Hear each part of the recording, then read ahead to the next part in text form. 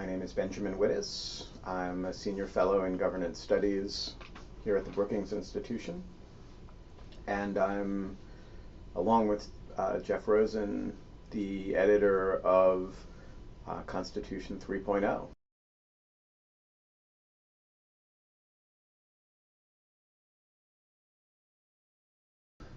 Well, the book grew out of two things. One was an article that Jeff wrote some years ago in the New York Times Magazine, in which he kind of imagined a few future technological developments that seemed near-term and plausible, and then sort of tried to imagine how those would impact on constitutional law. And my colleague Pietro Nivola, who is another senior fellow here in Brookings, read this article and was just floored by it and wanted to do a significant project on the subject. And so he and Jeff and I sat down and we tried to imagine sort of all the areas in which we could envision technological advances that would stress constitutional doctrine. And what we found is that most of the ones that we could think of, off the tops of our heads anyway, didn't involve basic challenges to the structure of government. There's no, the bicameral legislature isn't, Twitter doesn't put a lot of pressure on that, except I suppose that some members tweet inappropriate pictures or whatever, but it doesn't actually stress the structure very much, except in the areas that I sort of treat in my paper. But where you find a real pattern of stress, or existing stress and anticipated stress, is really in the area of the Bill of Rights. And that you get to the point where certain premises that the framers of the Bill of Rights were thinking about, you have to sort of scratch your head and wonder, are they true anymore? Or are they likely to remain true over the next relatively short block of time? And so what we decided to do was to pick a block of these issues. It's by no means exhaustive. And for each of the issues, we asked two scholars of very different philosophical orientations to kind of write about it, and to sort of imagine what the world would be will look like in the near future, and think about how constitutional doctrine, A, will develop in response, and B, should develop in response, and C, what the mechanism of that development should look like. Should it be, court interpretation of existing doctrine? Should it be court abstention and legislative intervention? Should it be, that rare thing, a constitutional amendment? And what we came up with was, I think it's a dozen papers, which are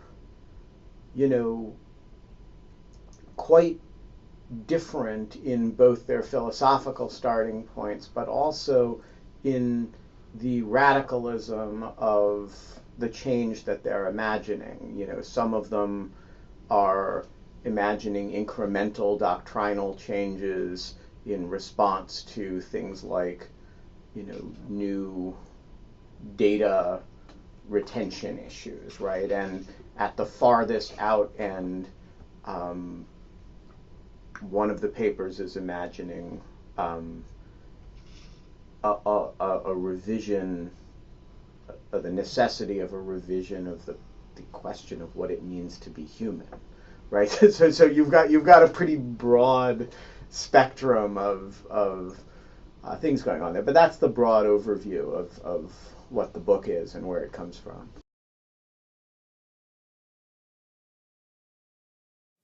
Well, that's kind of an interesting question that I've never considered. We never really considered not doing it. I mean, look, the future of the Constitution is innately important to a society that cares about the, constitutional governance. And, I think there has already been, if you look at the Supreme Court this year, heard the Jones case on GPS tracking, right? It's barely a year goes by when we don't have some major constitutional adjudication related to the development of technology and the stresses that it puts on our existing premises.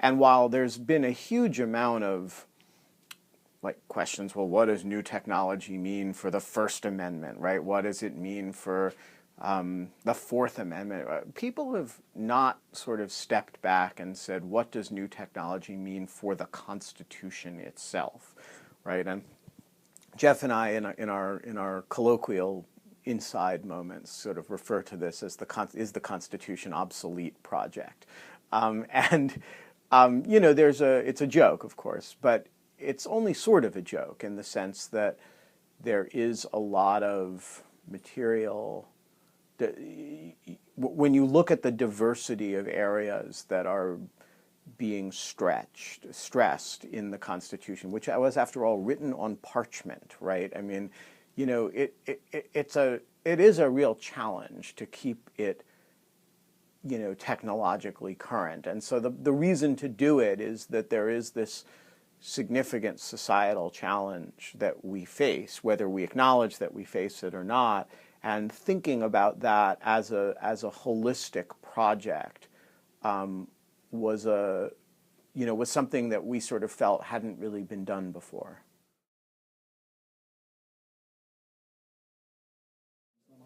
Look, the Constitution has adapted pretty impressively to technological development in the past. When this society was, as a political entity, constituted, remember, that's actually what the Constitution does, right?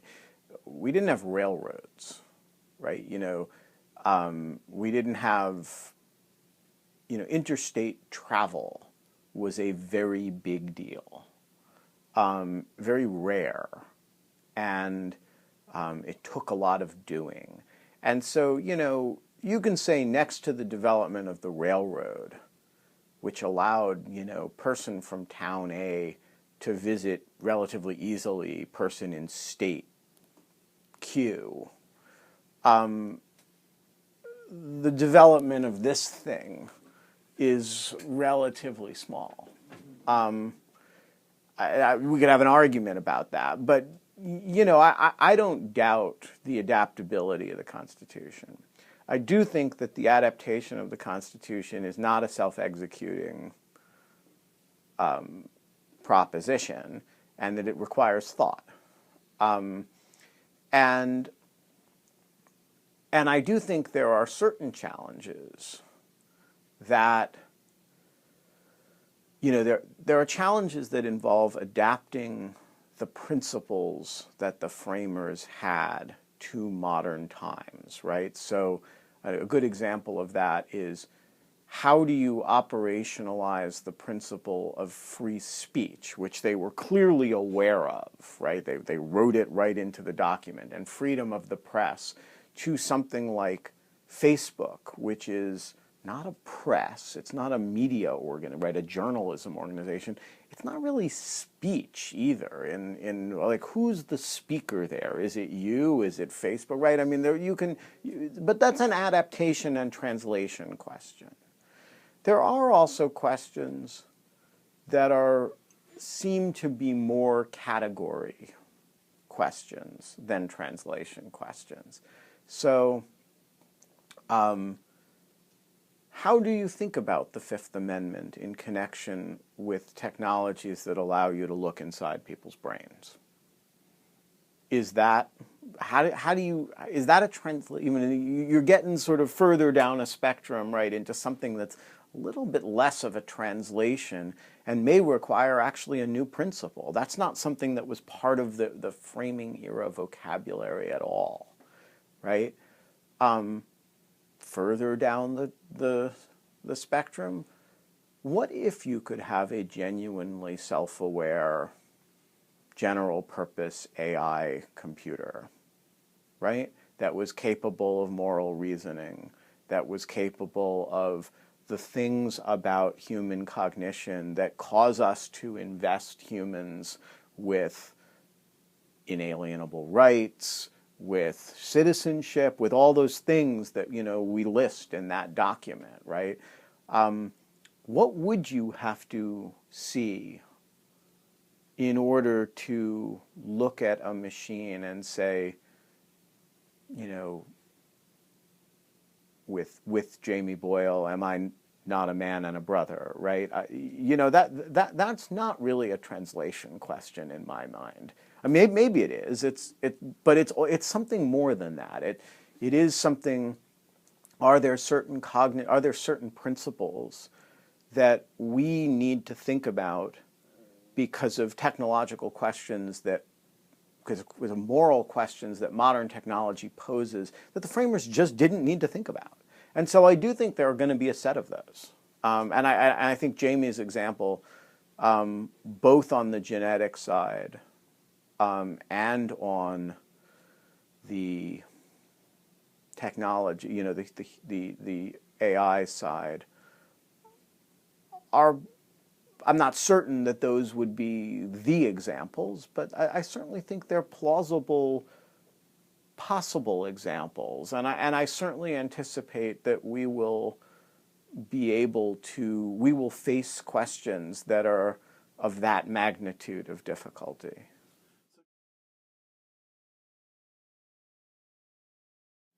Look, most of the questions are individually important.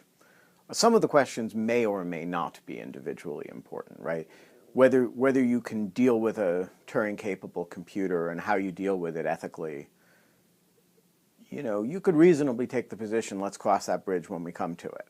And similarly, I am not persuaded that the fMRI technologies they're certainly not yet good enough. And it may be a while before anything like it is good enough to pose the very, very deep-seated moral questions that if you ask the question in the abstract, like I can look in your brain and figure out what you're thinking, that poses that poses a real question. But you actually do have an antecedent set of technological questions, right? Some of the questions are obviously important. The surveillance questions, we have all kinds of technology that enables all kinds of broadly understood surveillance. You have to have rules for how you do and don't use it. You have to have principles that underlie those rules. That's just a reality. It's not you know. Some of the questions are plausibly you can wonder whether they will be as important as one imagine they could be. And some of the really important questions that we're going to face, we haven't thought of, we didn't think of, right? So part of the exercise is, as you say, an exercise in the importance of imagining the future and trying to think about how you would govern it, how a civilized society governs the future. And so I think, you know, but I do think some of the specific questions are on their own terms. You know, I really don't want people to be developing biological weapons in their basement. That strikes me as individually a pretty important question. And I think a bunch of them are like that.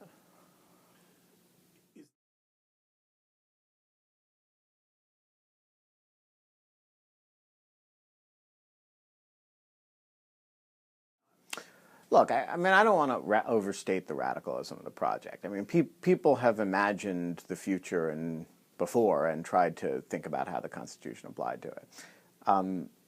You know, we're going to be a nation of immigrants in the next 50 years. What are their rights going to be, right? That sort of thing, right? People do that all the time. What would it mean if we freed the slaves? Would they have rights? You know, that sort of thing. Right? So there's nothing unusual about the idea that, again, it only works in a society that actually cares about its constitution. But we do. And so there's nothing unusual about the exercise of sort of looking into the future and thinking about how you will respond as a constitutional polity to things. I think what it's unusual about this, and it's unusual about the project, it's also unusual about just the circumstance that we're dealing with, is that we have had, generation upon generation of exponential technological development, both in the biological space and, particularly in the electronic circuitry space. And we are getting ever smaller, ever cheaper, ever more powerful devices that can do ever more things. And the rapidity of that development is so extreme that it puts sudden and very dramatic pressure on a whole bunch of different well thought through assumptions about the way the society operates and the way the constitutional polity operates. And so I do think there's something different about that level of change. And I do think there's something, therefore, different about the need, instead of saying, oh, wow, we have all this speech going on online, now we have a Communications Decency Act, is that constitutional? And thinking very microcosmically about the specific issues that it raises. And that's a very valid thing to do, and you actually have no choice but to do it, because Congress passes a law, somebody sues to prevent the law from going into effect, you have to adjudicate that, right? So you have to think at that level. But our point is, zoom the lens out a little bit and look at the big picture.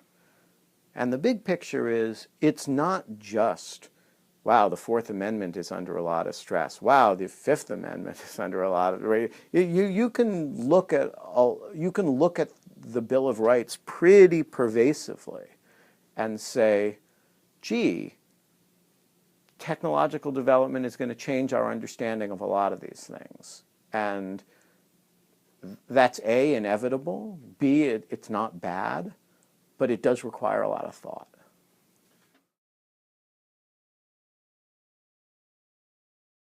I'm not sure that's the most obvious one. I mean, I think the most obvious one, not sure if it's useful to debate what's more obvious, but I think the most obvious one, frankly, is the fact that we used to, and by used to here, I mean like a few years ago, have a lot of anxiety at the idea of people creating digital dossiers on us. And now Facebook came along and offered us the opportunity to do it to ourselves and each other in public. And we all said, oh, what a wonderful idea. And now we track each other. Our phones ask permission. Would you like us to track your location for this app? And we click, eagerly, oh, please, we stick up information about what we're thinking at a given moment, what we're buying, where we are. Please come rob my house right now. I'm not home. I'm off with, Sophie at, King's Dominion. Here's some pictures of me, at the theater. The level of information and intelligence collection that we're doing on ourselves on behalf of our friends is just enormous. And it's I don't remember, it's like 500 million people are doing this. So I think that is an enormous cultural change that just has huge implications for all sorts of things, including the way we govern ourselves.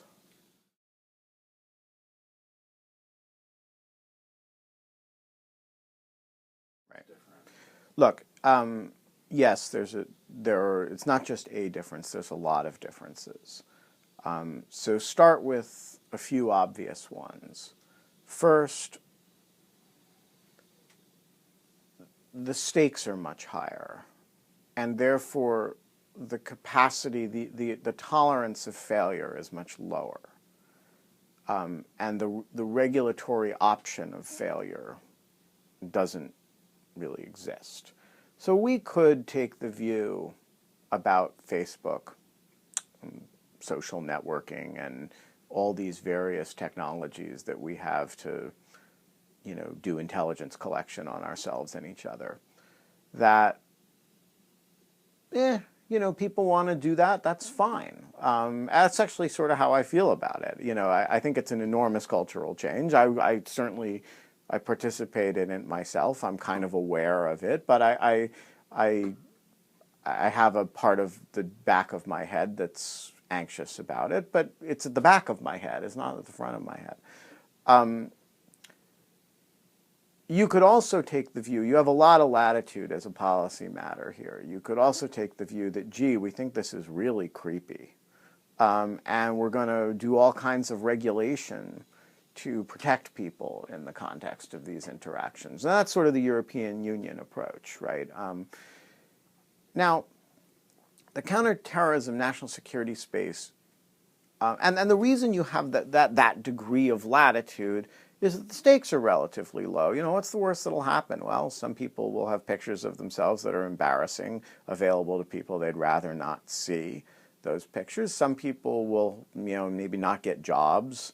Some people will have their parents find out about their sex lives. That would be really unfortunate. But, as a society, we really can tolerate that kind of thing. It's and similarly, if you regulate aggressively, businesses may not make as much money as they'd like to. Some people may have less consumer product available to them than they would like to use, right? Again, these are very manageable costs from a social point of view.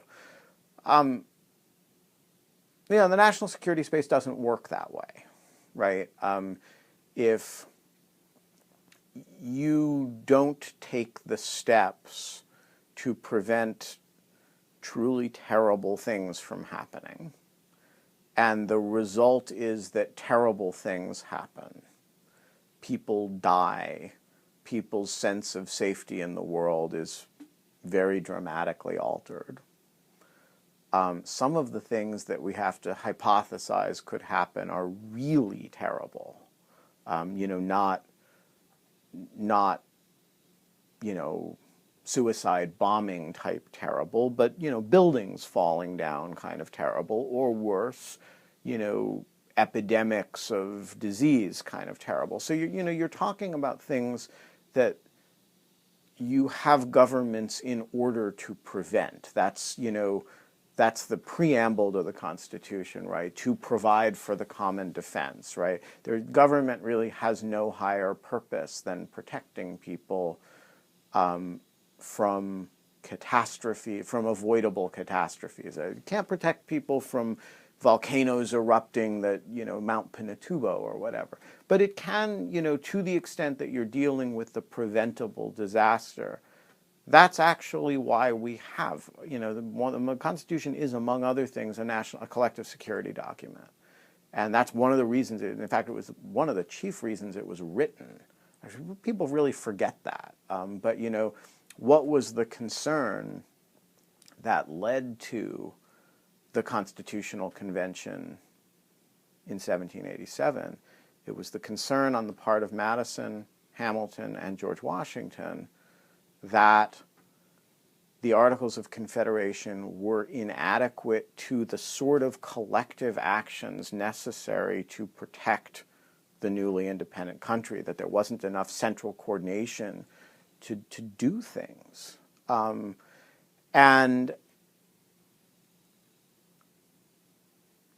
the tolerance for failure is and should be lower than it is in other spaces.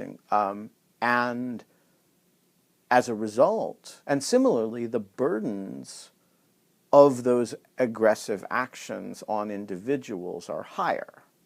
So if you compare it to the regulation of data privacy in the private sector, where you say, you know, if Facebook uses your data very aggressively, what's the worst that'll happen to you? It's not that bad, right? Here, what the worst that'll happen to you is really, really bad, right? And similarly, where you say, and what's the worst that'll happen is if you fail if you regulate it aggressively and don't do it well. Here the worst that'll happen is if you act aggressively toward individuals who you shouldn't be. You might make errors about. The consequences are pretty high, and similarly, the consequences of the failure to do something are very, very high. So, I do think it's just profoundly structurally different in terms of both the necessity of significant government action and the consequences of errant government action.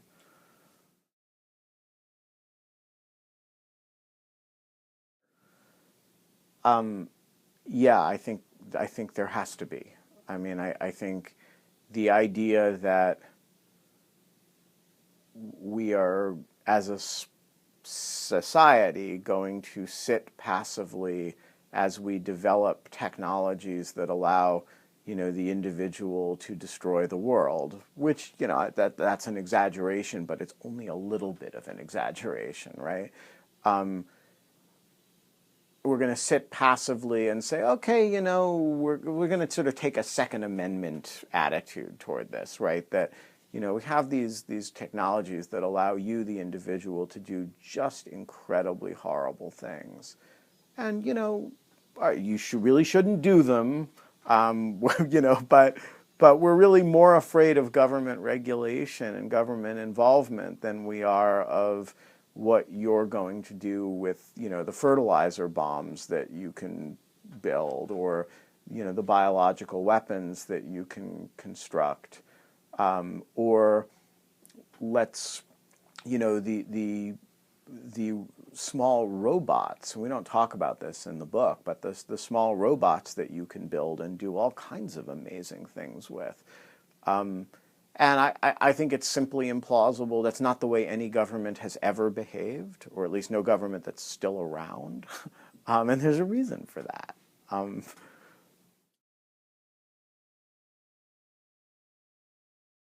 They're getting less every day. We project force against individuals in Pakistan from Nevada. Eventually, individuals in Pakistan will project force against Nevada from Pakistan. That's what you see already in the cybersecurity context. Individuals in countries that don't have the same attitudes toward enforcement that we do, and maybe benefit by their activities, are very capable of attacking individuals, corporations, and government entities domestically, and by the way, in every other country, right?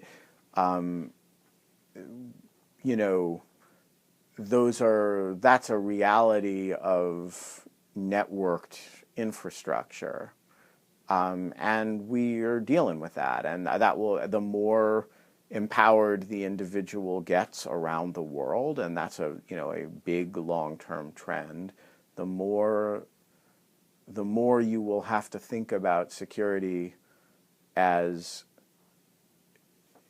a highly decentralized international enterprise.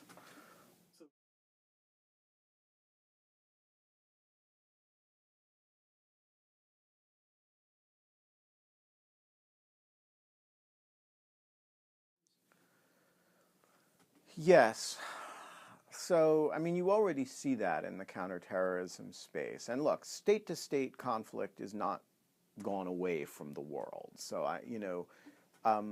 but one thing that networked computers,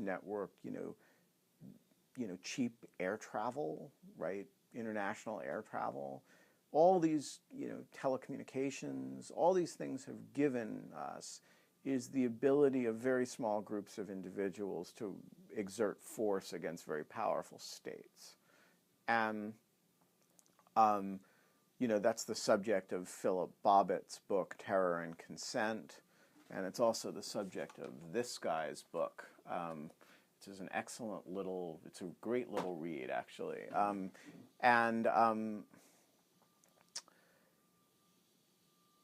The converse of that is that groups of people whom we have traditionally thought of in the as criminals, we now think of in a more military context.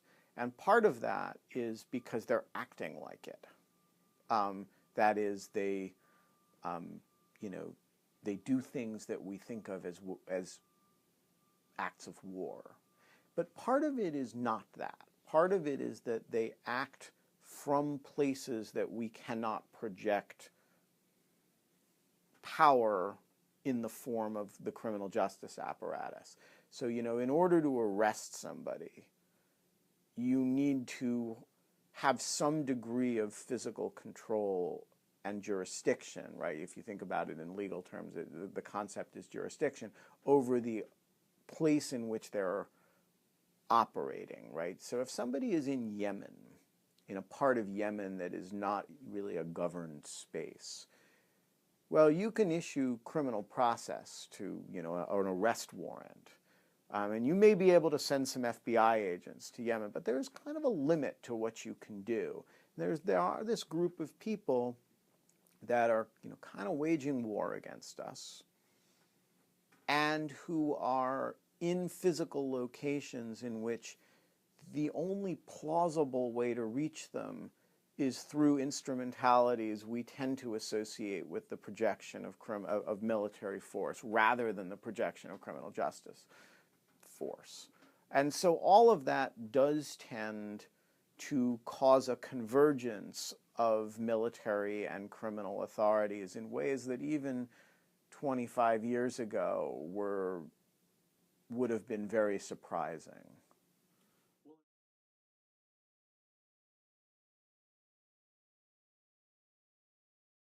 There's been a lot of talk about that, but the reality has not gone in that direction, though there's been, it's been talked about a lot. So there's been no act of military force worth talking about on U.S. soil in connection with counterterrorism, right? There's been 3 people, one of whom was actually captured abroad, so only 2 people who were captured domestically who were treated outside of the criminal justice system. Both of them were returned to the criminal justice system after some period in military custody because it kind of didn't work. So Padilla and Almari. So both of them are now in federal prison. And the Obama administration has made clear that it, at least, will never will use the criminal justice system exclusively for domestic captures. So, I think and I doubt very strongly that any subsequent administration, at least in the near term, without some change in legal structure, would revisit that. So, I think what you can say is the Bush administration had a relatively brief experiment with treating the domestic space as battlefield. It was brief and very tentative. It migrated away from it. The Obama administration has shown no interest in that as a premise. And yes, there is some open legal question as to whether there's legal space in which to do it.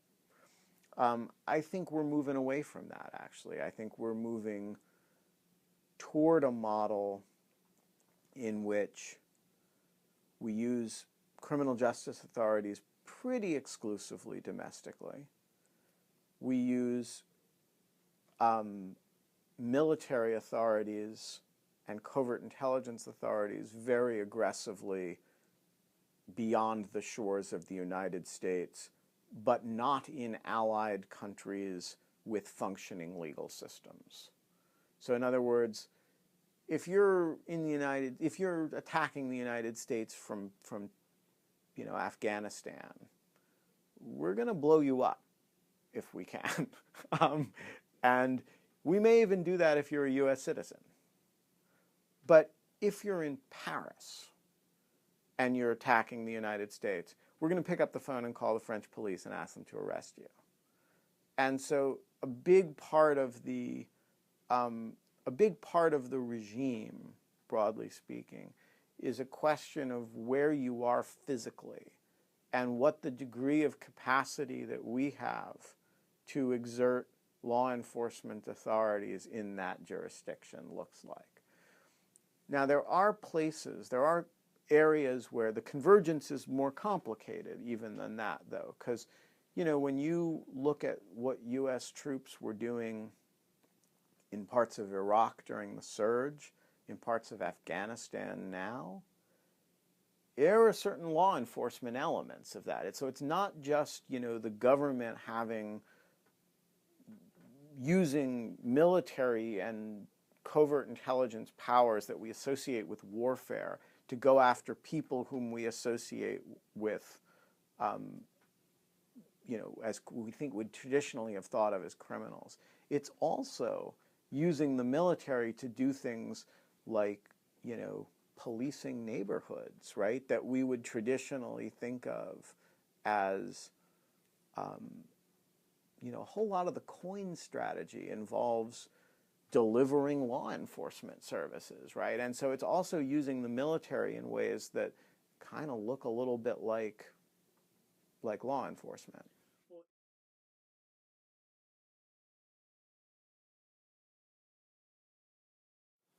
Right. No, I think, that's all correct. There is a convergence going on, both internationally and to some degree domestically. And look, the issue that you describe about, scanning license plates, that's actually a different issue, right? Because license plate numbers are public, right? They're not. And so the question there, and it's actually a question that is a recurring theme throughout the sort of domestic data issues, is how do we really feel about efficiency, right? Nobody doubts that the police have the authority, famous case, Terry versus Ohio, right? Stop you on the street with reasonable suspicion, kind of do a brief, check who you are, brief search, right? Nobody doubts that they have the authority to do that. Nobody doubts that they have the authority to look at your license plate, see, who is this guy parked in this weird angle? Wonder if he's wanted for anything, right? Nobody doubts that there's but what if you can snap a picture of everybody who goes down the street and the facial recognition software is actually really, really good, right? And so by walking down the street, which is not a private act, right? Which is not something that we traditionally associate with you having a lot of privacy rights associated with. You're exposing yourself to serial criminal investigation in 1,000 jurisdictions, all of which can submit your photo for the things that you're wanted for, right? Or what if by driving down the street, again, not a private act, there's perfect efficiency in knowing what your license, what inquiries your license plate is connected with somehow. I think we haven't really thought through the question of how we feel about efficiency. It's a question that databases have really put on the table, where whole categories of public data about you are now public in a way that, somebody used to have to go to the courthouse and look you up individually. It was all there if they wanted to know it, but it wasn't it wasn't perfectly accessible to anyone at any time. And now this stuff is. And I think that that's actually a category. To go back to our earlier, a category question about, do we feel the same way about what information should be public, what information should be protected, if we know that the processing efficiency of that information is near perfect, that anything that's public is going to be available to law enforcement, but also to Choice Point, right, to companies that specialize this, but also to me, right, that, I, meet somebody professionally, and I can stalk them and I'll find out who his girlfriend is, if you find out all kinds of information just casually looking people up. You meet somebody, you look him up on Facebook, you find out all kinds of things about him. And that's just the information that he doesn't really mind if you know, right? Then you go to the information aggregators. Some of them will charge you money, some of them won't. You can look up his criminal record. A lot of people actually have them, and a lot of good people actually have them. And I'm not saying what the right answer to that question is, but there is a question of, do we think that the same amount of data should be public if the consequences of public means perfect efficiency of access to anybody who wants it? And criminal records is a good example of that. So this is the prototypical public information. But if somebody has a record in 3 different states, it used to be a little bit of an exercise to track down, where has Ben Wittes been arrested. It's not it's not, now you can just get somebody's rap sheet really, really easily. And, that does have consequences for people.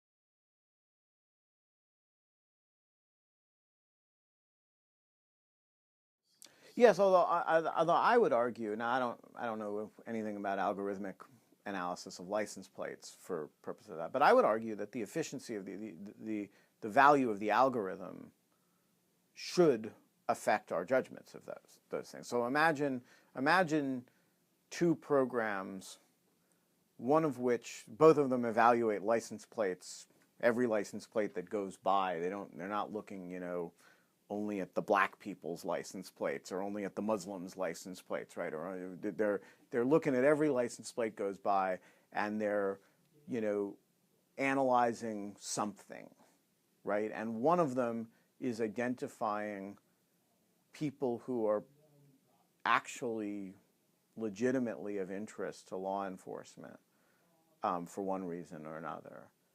And one of them is of very marginal value, but encumbers them. I mean, what I would say is what the algorithm produces in terms of a viable hit ratio is actually important to the analysis there. This is one of the points of Jack Goldsmith's paper, right? That, if Einstein 3 is identifying genuine cyber threats, well, your constitutional analysis of it is going to be very different. This is also the point of Oren Kerr's paper on, I forget. Use restrictions. Yeah, exactly.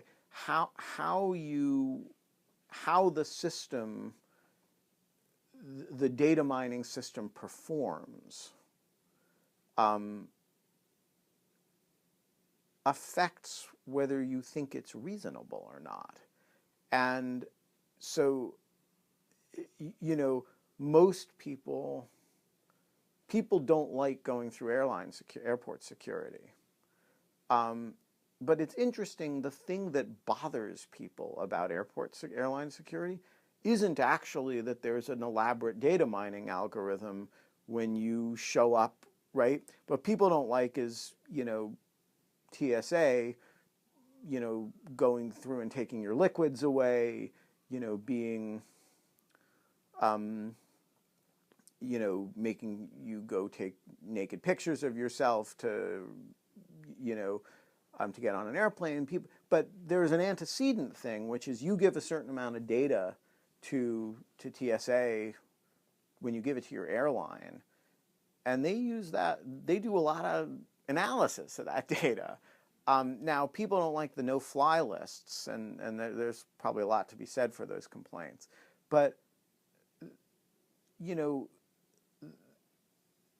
effectiveness of those algorithms, I would argue, first of all, I think empirically does affect how people feel about them, but I would argue that it should affect how people feel about them. It's improbable in the extreme, to my mind, to think that if we have good ways of using data to think about who we should be worried about, that we're not going to use that data. And so the question really should be, how do we use it? And are we using it in ways that are effective and minimally encumber people's liberty, or are we using it in ways that are ineffective and more significantly encumbers people's liberty?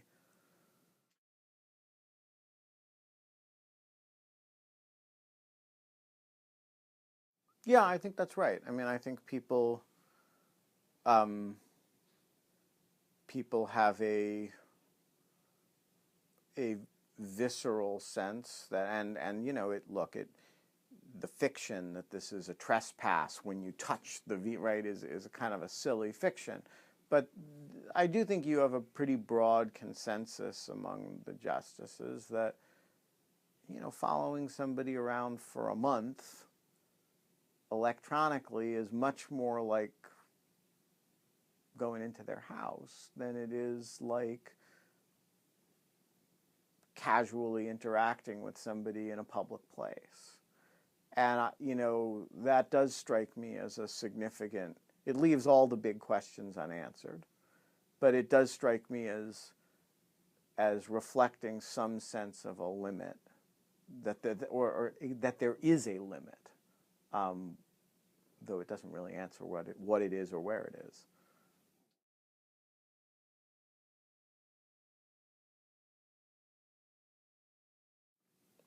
At least to the extent that somebody puts his hand on your car, right? Now, if they simply write to your cell phone carrier and say, give me all his cell site location data for the last month, and they send a subpoena for it, I don't know what the analysis is in that case, right? And it would have exactly the same effect.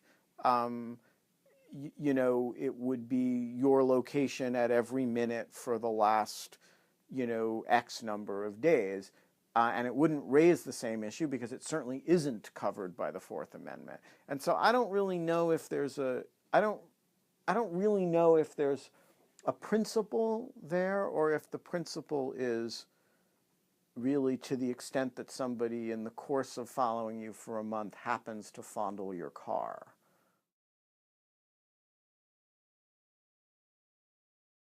I think of this as an area where the total amount that the Supreme Court is likely to be able to contribute usefully is small. Not zero, but small.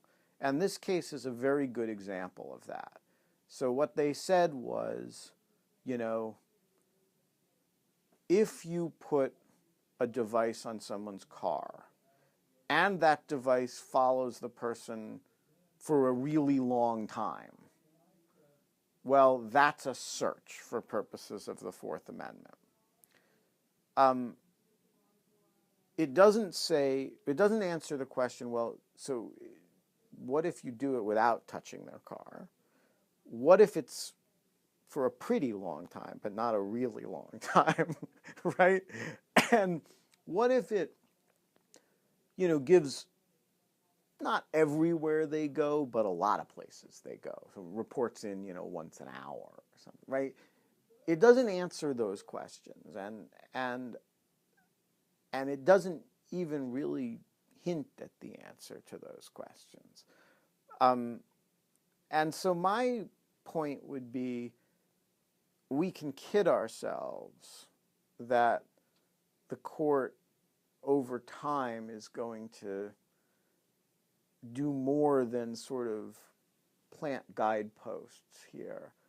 But at the end of the day, the ability to follow a lot of people with perfect efficiency is not a problem the founders thought about. It's not a problem that they could have even imagined. And if you want, we can be informed by their principles in thinking about some problems that they did confront in thinking about it. At the end of the day, we have to come up with an answer to this problem. It's not one, whatever it is, it's not really a search in the sense that the founders made. It's not rifling through someone's stuff, right? It's not patting somebody down. It certainly isn't a seizure. It's something else.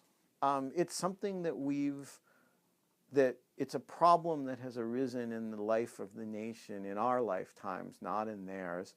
And we should sort of have the guts to figure out what we think about it. I know what I think about it. I kind of know where I would draw the line.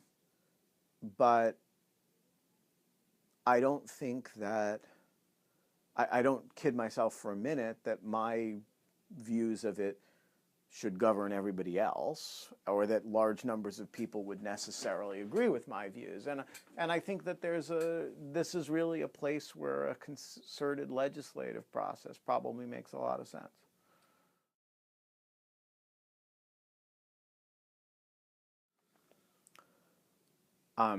Look, we're not going to sit down over the next couple weeks and come up with a major piece of legislation. The Foreign Intelligence Surveillance Act in 1978 took 3 or 4 years to write. It started working on it in 75, 76, passed in 78. It's required a lot of work since then.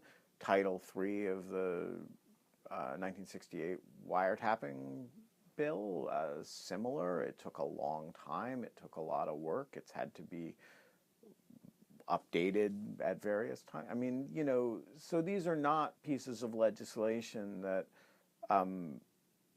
spring full-blown out of Zeus's head. And they're processes. And there has been, for the last several years, a pretty significant legislative effort on geolocational privacy issues, among other things, and what's called ECPA reform.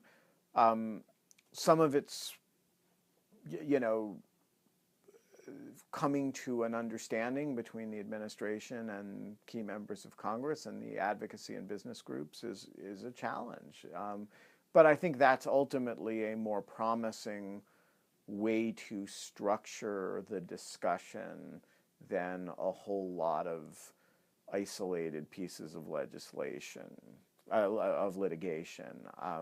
And I don't doubt that you could do it in a litigation framework. I just think it's a suboptimal way to do it. And all the constraints that you describe as a matter of constraint on the discussion are real. That's what makes it hard. So it should make it hard, by the way. They're real issues.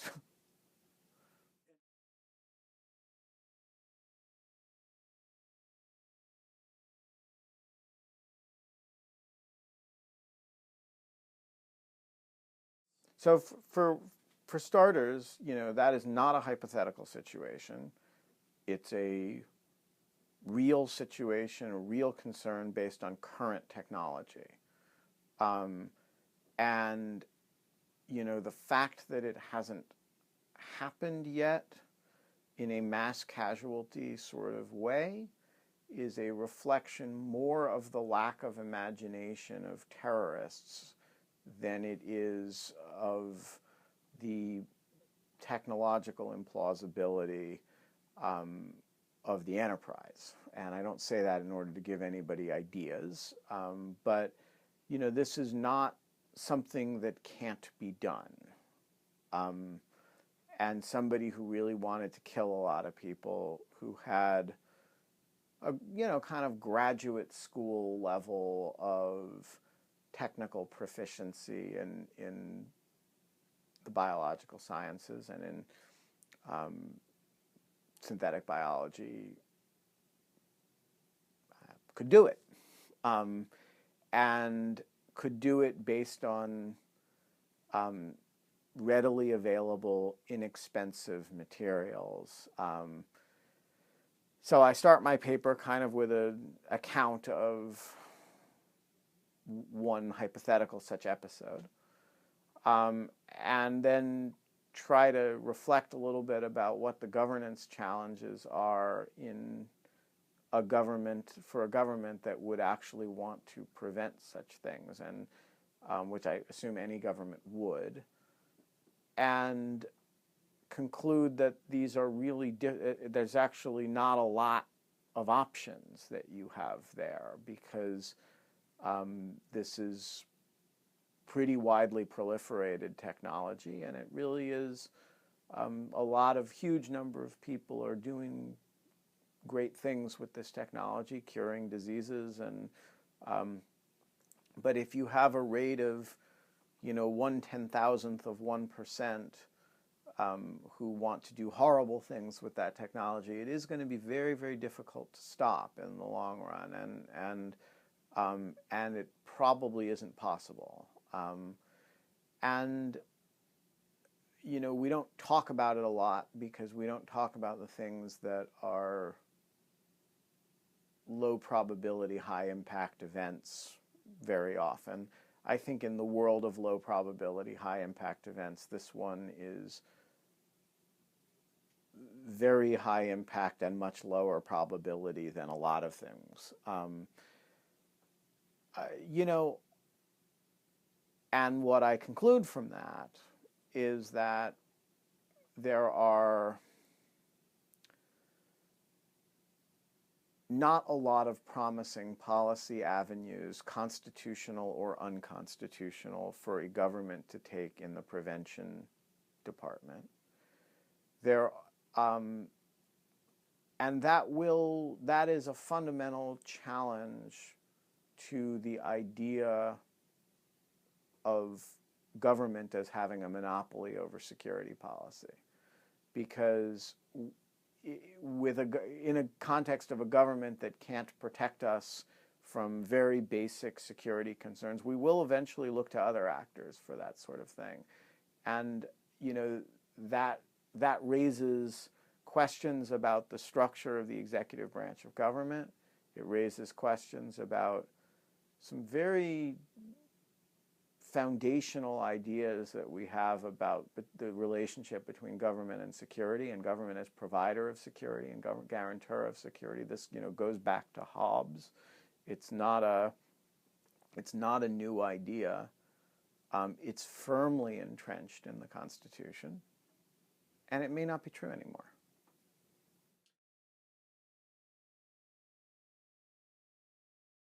Oh, I think look, the book is at one level a very serious enterprise. At another level, it's meant to be playful, right? And we're trying to imagine fun, interesting, and scary things in the future, and think about what they mean. So I hope people will have fun with it, actually. I also hope that people will take away a sense of the breadth of the challenge and a breadth of the breadth of the degree to which most people have a sense of the idea of the degree to which technology is changing our society. But our constitutional regime is a feature, a reflection of the society. And so I would hope people would come away with a sense of the breadth of the change to the constitutional regime that this technological development is going to have, and that we should be thinking about how we want it to have, because whether it has it is not going to be a question. The question is what the change is going to be.